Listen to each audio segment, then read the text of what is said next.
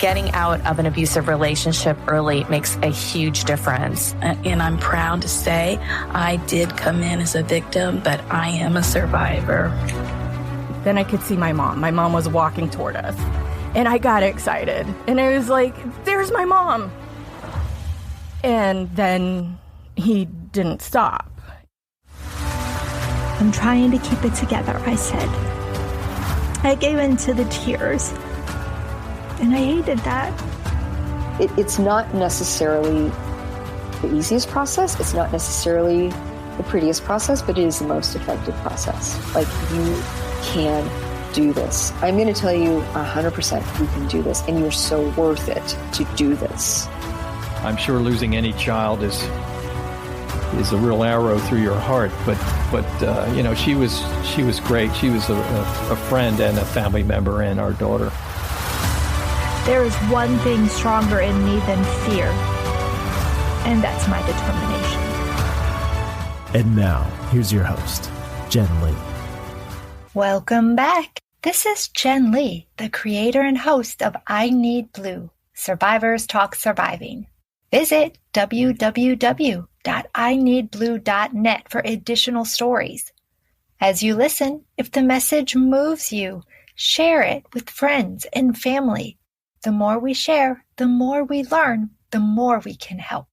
Please note, I Need Blue does contain sensitive topics which could be triggering. Please seek help if needed. Remember, you always come first. Stacy Webb is a former police officer and detective in Sydney, Australia.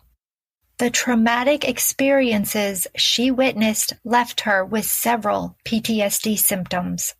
Mental health, and personally for her, first responder mental health has become a passion.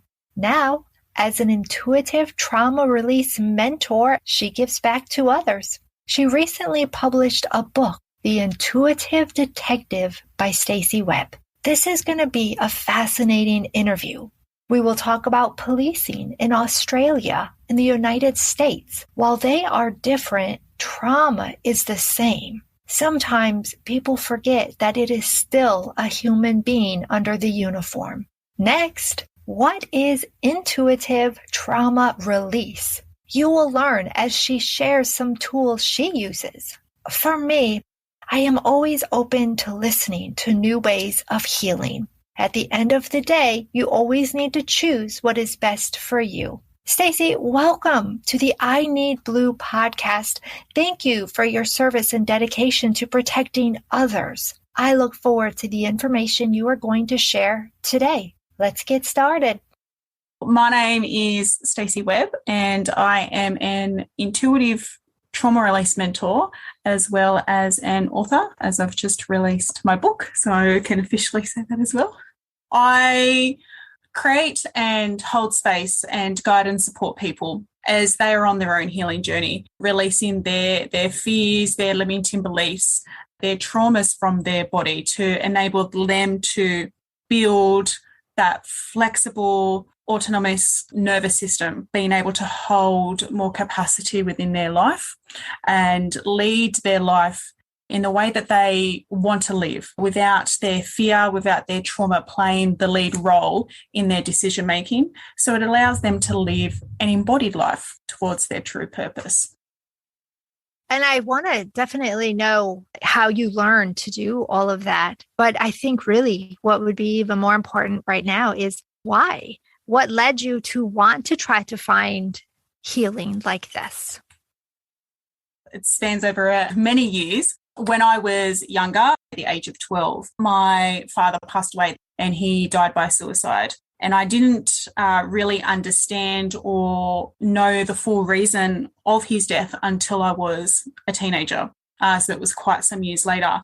In my early stages of life, the death of my dad was very traumatic. And as it is when one family member dies, my whole life changed. And I went from what I remember and believe to be such a happy life to becoming the second parent, to being the carer and caretaker, the rescuer of my family. as that sort of seemed to progress over the years, I had this desire that I wanted to be a police officer. My mother didn't like it, was very against it, worried about my safety, whether I would get injured or killed and things like that. And so we would have a lot of arguments. I did eventually do my purpose in becoming a police officer. Was a police officer for over 16 years. And as I worked as a police officer as well, you obviously become more surrounded by trauma. And it's not so much the trauma of being with the public, being with the community and seeing and witnessing their trauma that they're in. But it really opened my eyes to the trauma that I myself experienced as a police officer, that my colleagues experienced whilst they've been a police officer. And it made me become more aware that there really wasn't much help there for emergency services. I mean, I know they're starting to bring in more now, but especially back then when I started, there really wasn't that much help. It wasn't really spoken about, and there was a lot of stigma attached to it. And I've seen over the years colleagues of mine fall away because of their mental health and their well-being.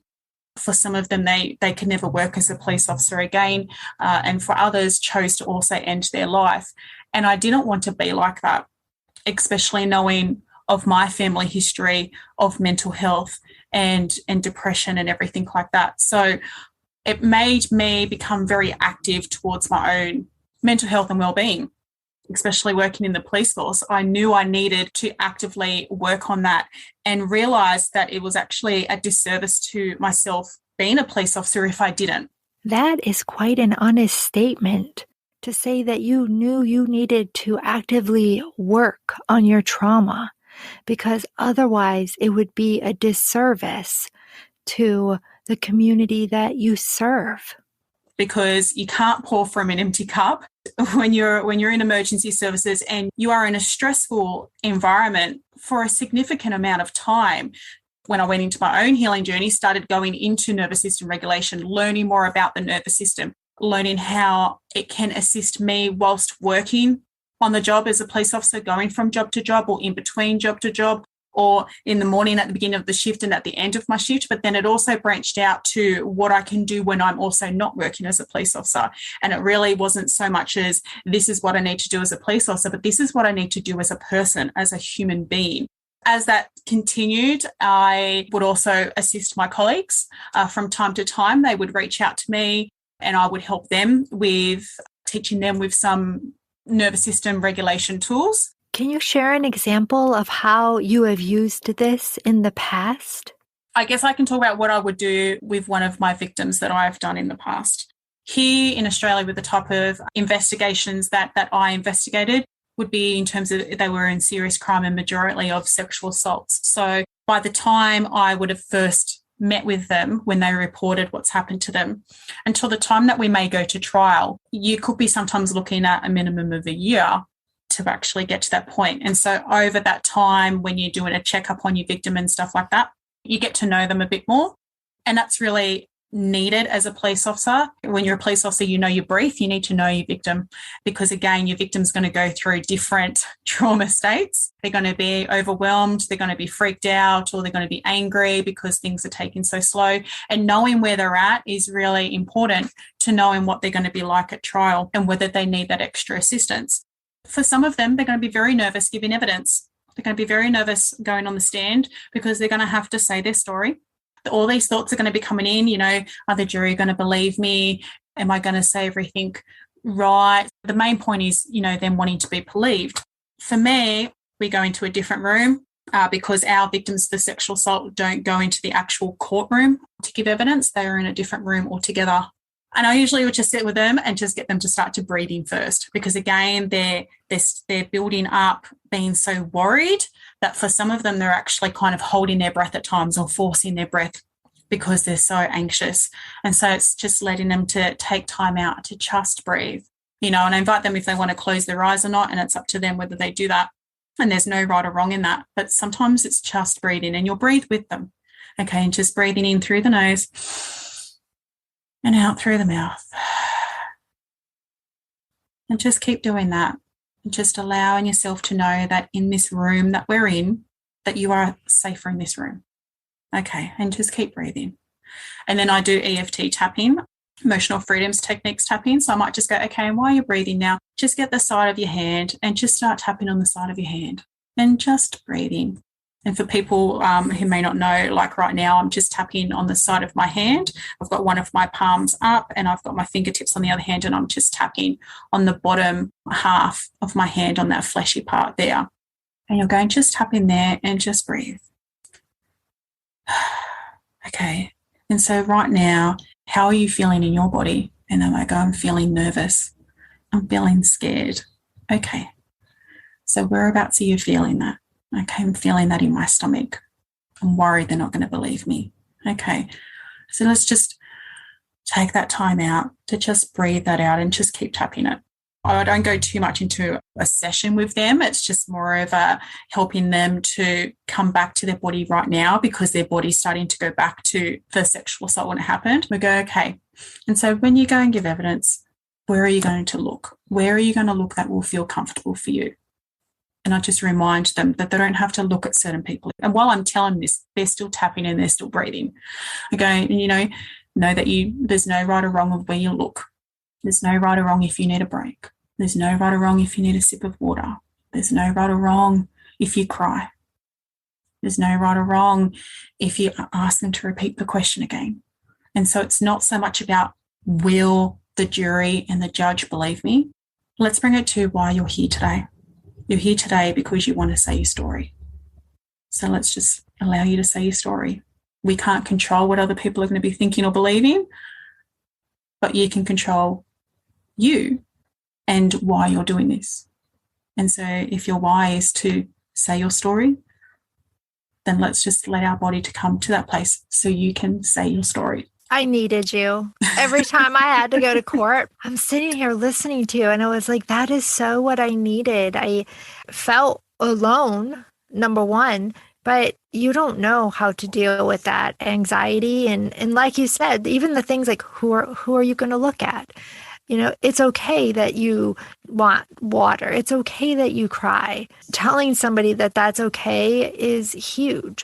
For me, I realized that I can do more and that my service was more. And so that's why I sort of branched out into here becoming an intuitive trauma release mentor, because it is to help people realize that they have that power within themselves to assist themselves, allowing that creation and holding of space for people, to allowing them to be witnessed and to be held in whatever it is that they're feeling, for their emotions that they're feeling, and allowing that to be released from their body. The trauma is in our body, and when we don't regulate and release that from our body, it gets stored over time, as a cup, that cup eventually gets full, and there's only so much that a cup can hold. But if we can regulate it, if we can release what doesn't need to serve us, we can constantly empty that cup, a little bit each time, so we can not only continue doing the work we can do, but eventually that cup, because our capacity to hold things becomes greater, that cup can also become larger as well. So that's my why. I did that because I just felt like that was the path I needed to go on. So I think that's great. And your passion is just overflowing like a cup, your passion for all of this and taking care of people. I love it.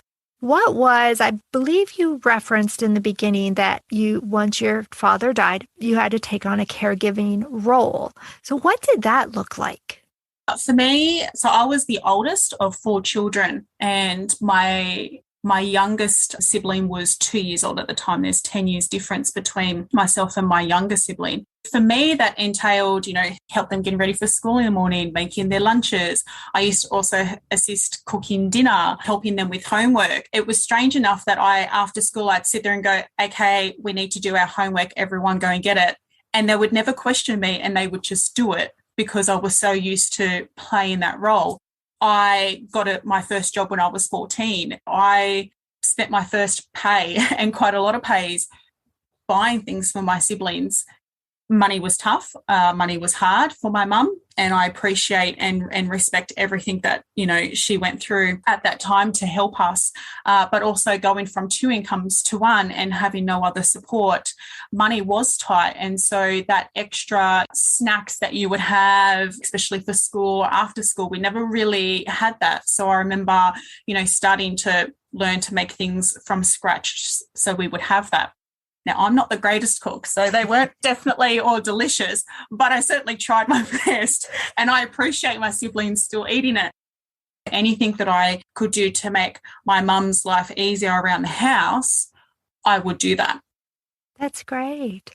Now, I completely understand your mom when she said, no, I don't want you to become a police officer, because I am a military mom. And it doesn't matter what field of protecting others that you're in. As a mom, our thought instantly goes to, oh my gosh, they're going to get hurt, or I'm never going to see them again. So I understand when your mom said no to being the police officer, because if I could have told my kids no, I probably would have. But at the end of the day, I see all of the passion that they have, and we really just want our kids to be happy. You are in Australia. Obviously, I'm in the United States, and you and I had a little bit of conversation before this about the difference in policing. I was wondering if you could share what it is like for you there. What is the perception of your law enforcement, and what weren't you prepared for? Going into the police academy and the police force, I was still very young. I think I was about 20, turning 21 when I eventually got into the police force. I wanted to join as soon as I finished high school, and I was too young. So here in my state of New South Wales at that time, for you to graduate in the police academy, you had to be 19 years old for your firearm. And I wasn't 19. I studied at uni before I went to the police academy. I felt that I was prepared for some things. When it came to death, deceased persons, and that type of viewing, I felt that I would be reasonably okay around that area. And that was because I worked for the coroner here in New South Wales before I joined the police force. So seeing those type of scenes, I felt I was okay with. But what I guess wasn't really prepared for was, for me, the mental side of things, that witnessing people in their own trauma and then not really having a way to debrief it all at that time wasn't really what I was prepared for. You're going from job to job, sometimes you don't have time to debrief.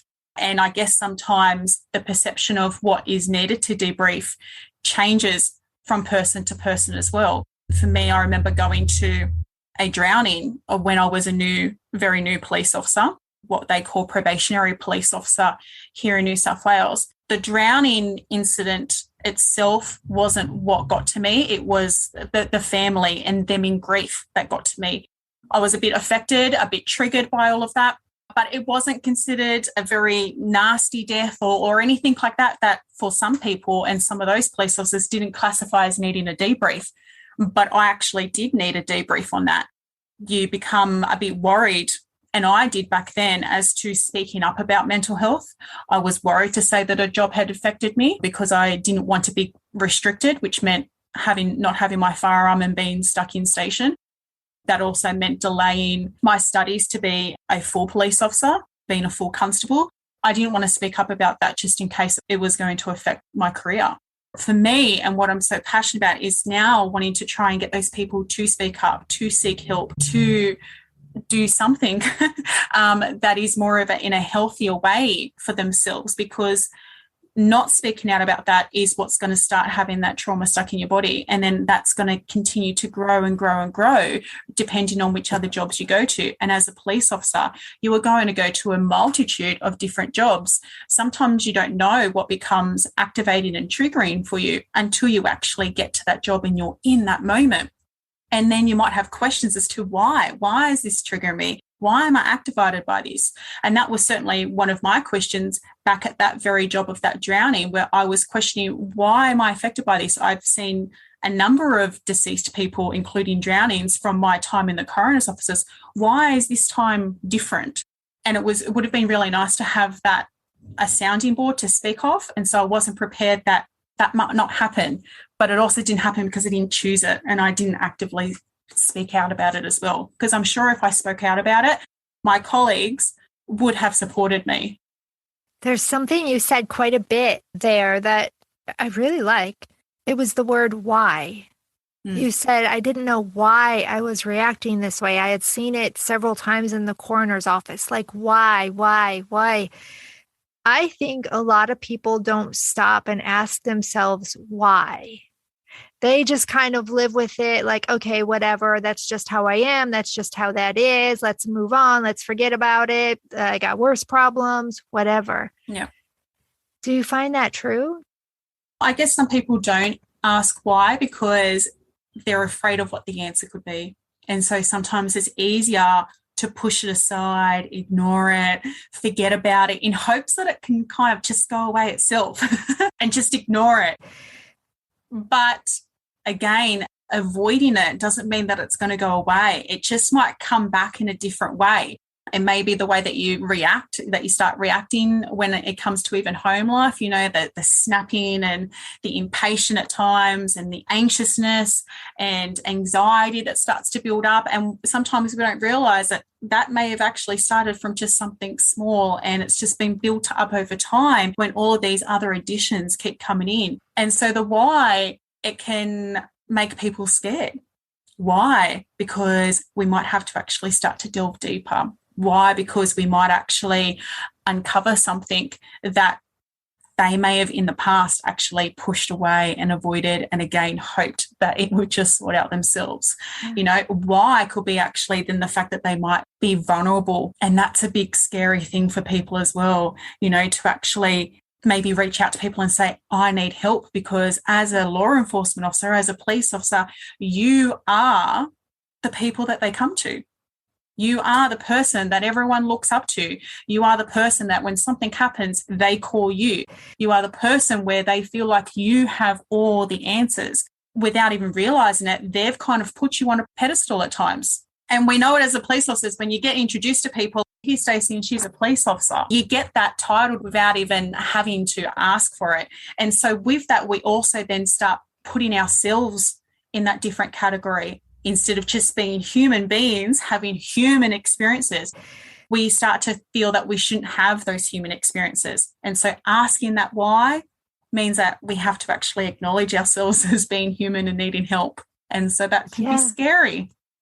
Absolutely. I think it's perhaps also like taking a mirror and looking in it and asking yourself, what do you see? That's really hard to do sometimes. If I can ask, what is one of your lowest moments in your career, and how did you pull yourself out of it, or do you not? One of my lowest moments in my career was I was very overworked. I was emotionally exhausted. I was at the stage where I was wanting to prove my worth. I became a detective very early in my career. I knew it was from my hard work, the jobs that I went to, the jobs that I did, and the work and effort that I put into it.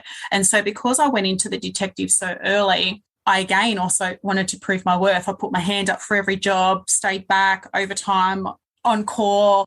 I did it all. And what I realized doing that was actually take care of myself, because I was just constantly giving, wanting to show how much of a good worker I was. I didn't want to let anyone down, how you made the right decision of choosing me to come into your team and all of that. And I then started hating my work. I then started dreading to come to work. And one of my lowest points was, and it happened over quite a few months, was I would drive to work and hope that I would be in a car accident so I couldn't attend work anymore.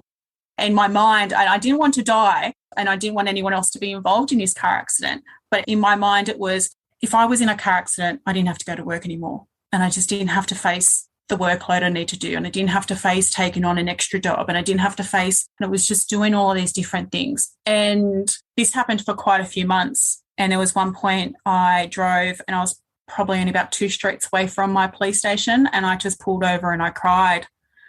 And I cried realizing that this isn't normal. I shouldn't be hoping to be injured on my way to work so I don't have to work. And I realized I had this thought in the past when I was a teenager before I joined the police force, because I mentioned I was at university and I hated doing that degree because I wanted to be a police officer. And I did that degree to please others.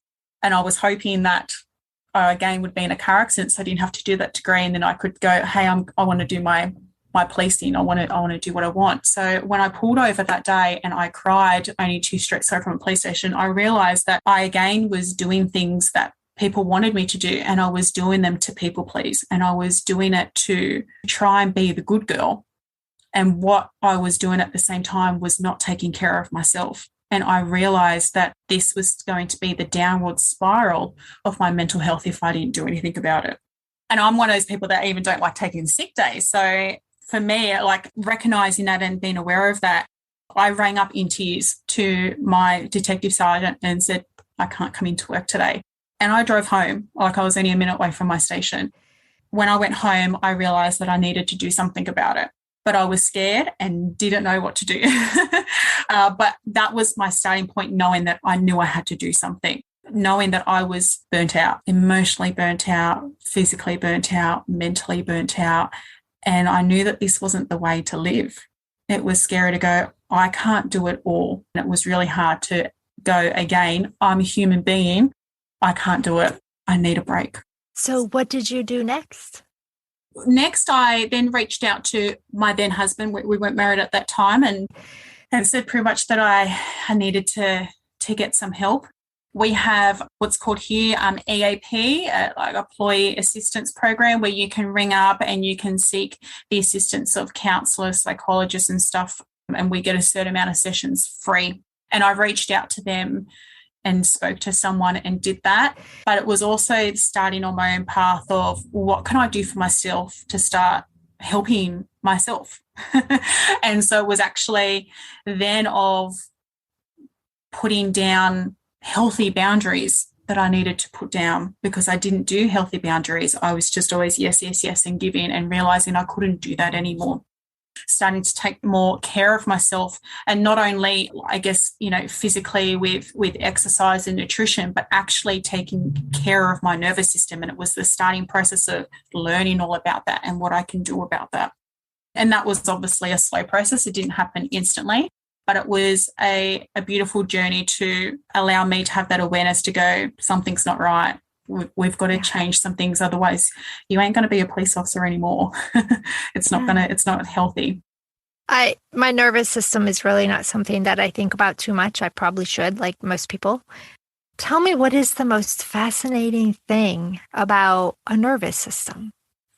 The most fascinating thing about the nervous system is that people underrate it and don't appreciate it enough. It does so much for us. Our nervous system is the system that creates and starts everything for us. Our body, our nervous system is the part that acknowledges whether we perceive a threat. That's where we go from what we call the ventral vagal state, the state of feeling calm and safety. That's what goes into us going into fight or flight.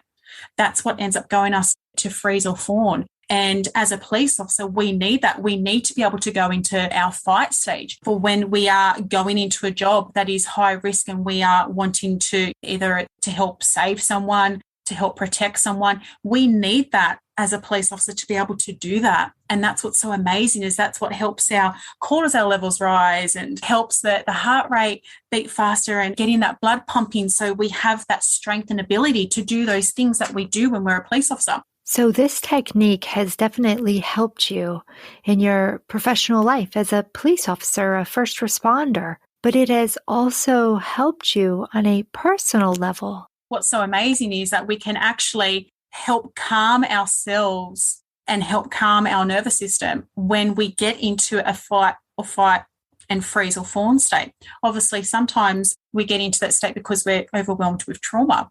And the amazing thing is that we can actually regulate ourselves.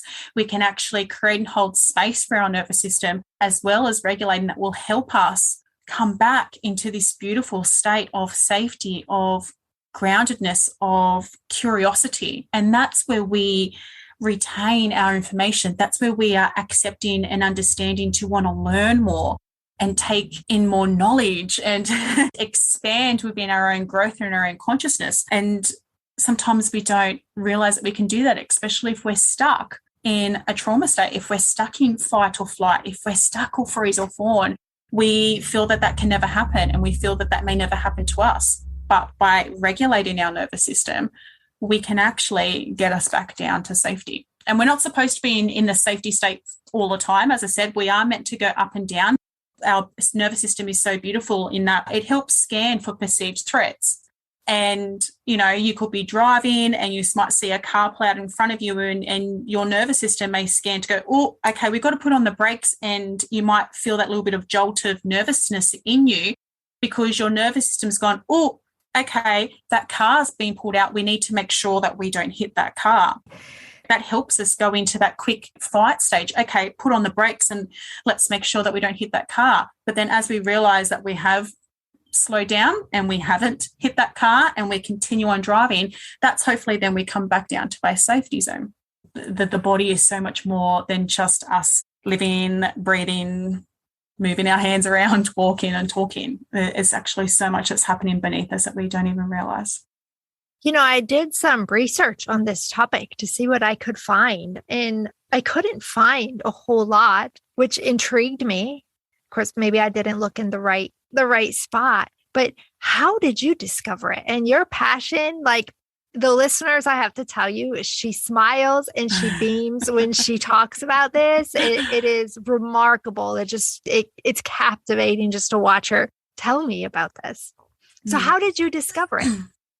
When I mentioned in terms of going down to my lowest, and I reached out and spoke to some therapists and got some help, for me, it was a lot of talk therapy. And as much as I did enjoy it with some of the therapists that I went to, I felt like I needed more. I felt like I needed something with something. I just felt like I needed more in the body. Again, for me, I felt like the talk therapy was assisting, but I felt like I could go deeper. And so I started to look into more in terms of the body. That's where I started to learn more into, you know, the somatic work and the embodiment of feeling in your body. Because again, trauma is in our body, and, you know, our mind is connected to our body. And for us, when something is triggering us, it's because our mind has created a story attached to the trigger.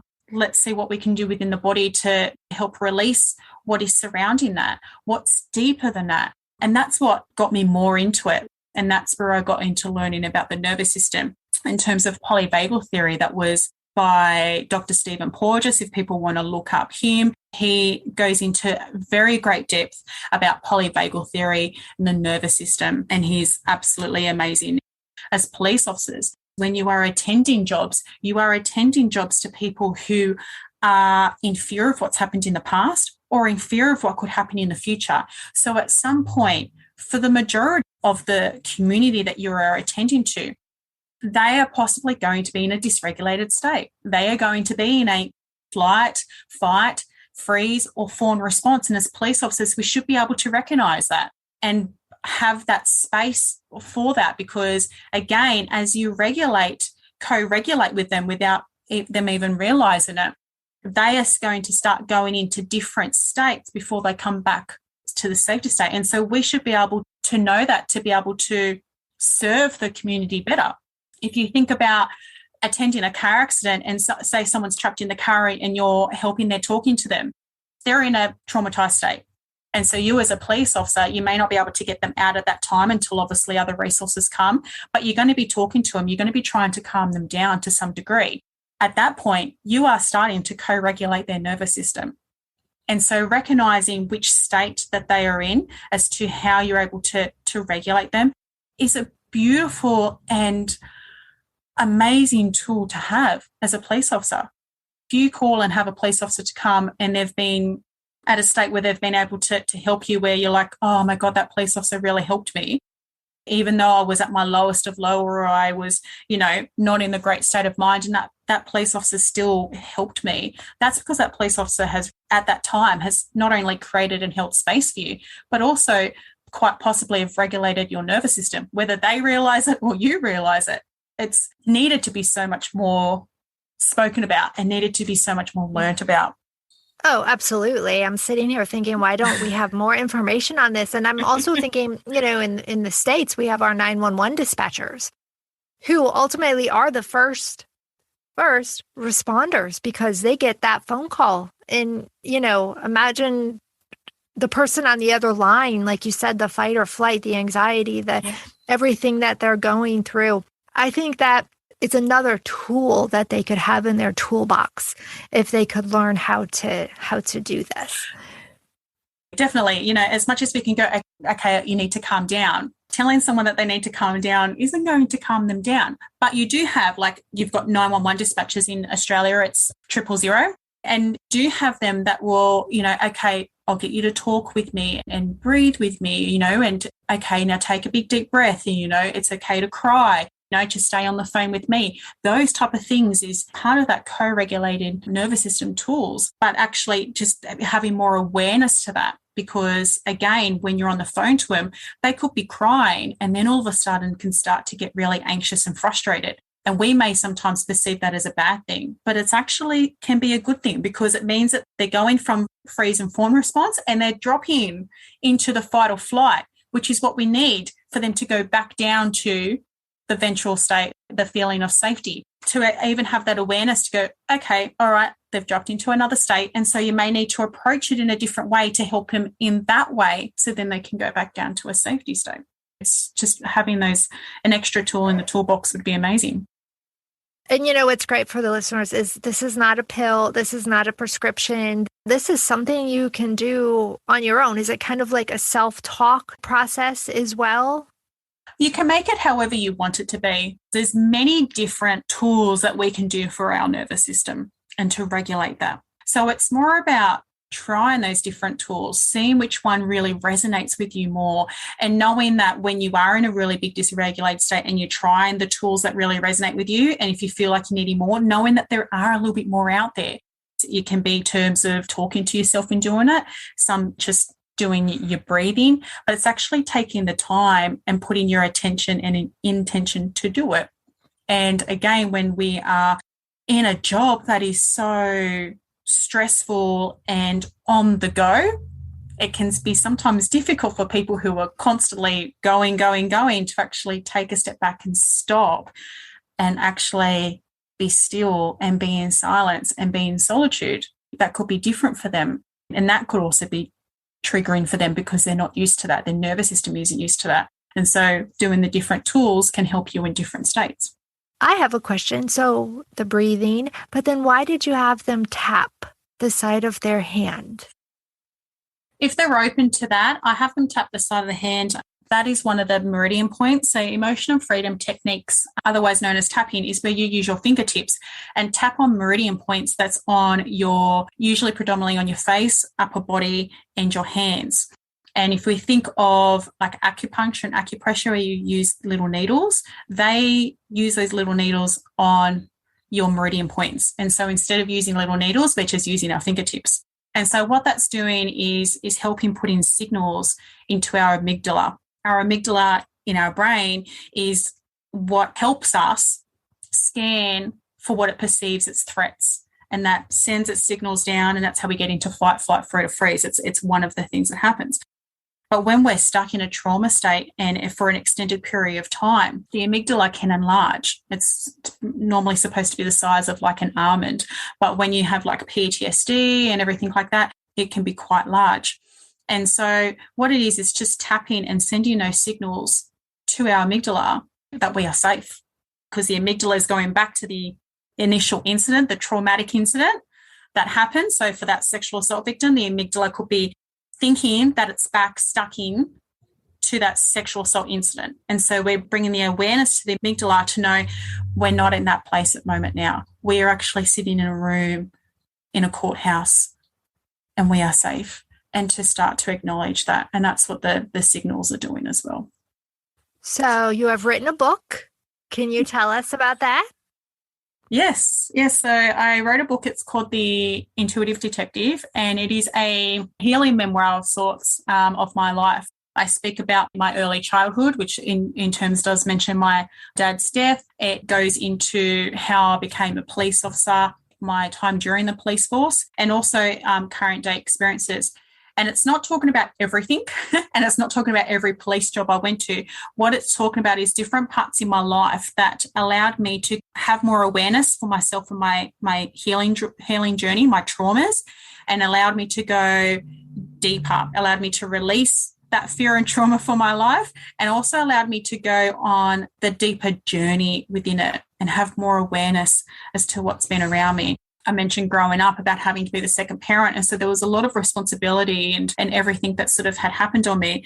But as I went through different parts of my life, I actually had more of awareness of my mum and didn't realize that actually my mum was really depressed at that point because my dad was not here anymore and having to have all of this burden and responsibility. You know, for different times of growing up, I was really angry at my mum for having to do certain things that was expected back then for me to do. One of them, obviously, her not wanting to be joining the police force, but have that bit more of the awareness of that I can actually be, for some degree, a little bit more forgiving. And it's not necessarily meaning having to forgive my mum, but actually forgiving of myself for my thoughts and feelings and emotions at that time.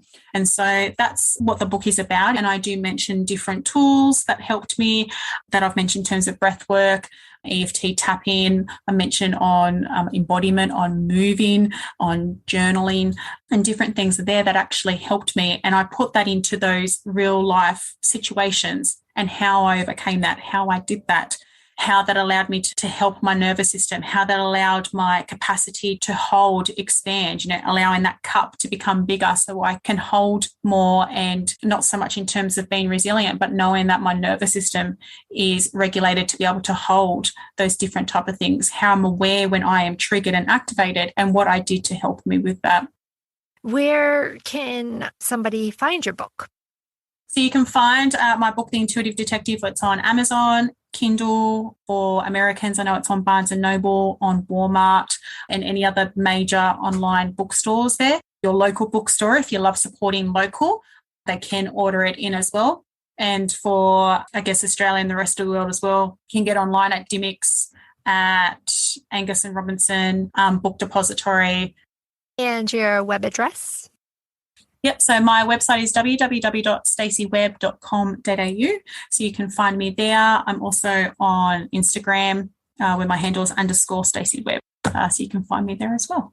And I will also put all of this information in the show notes where you can find her book and her website and her Instagram or Facebook, all of that. So it'll be easily found for you there as well. Do you have any last thoughts? Did I miss anything? My service as an intuitive trauma release mentor. So I do online one-on-one sessions as well as group sessions. So you can come anywhere in the world.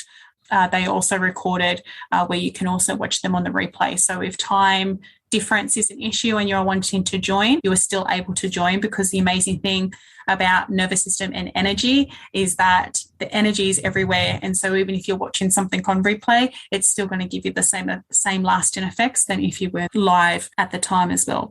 I am curious, what is your most popular service? For my one-on-ones, most popular service is my intuitive release mentoring sessions.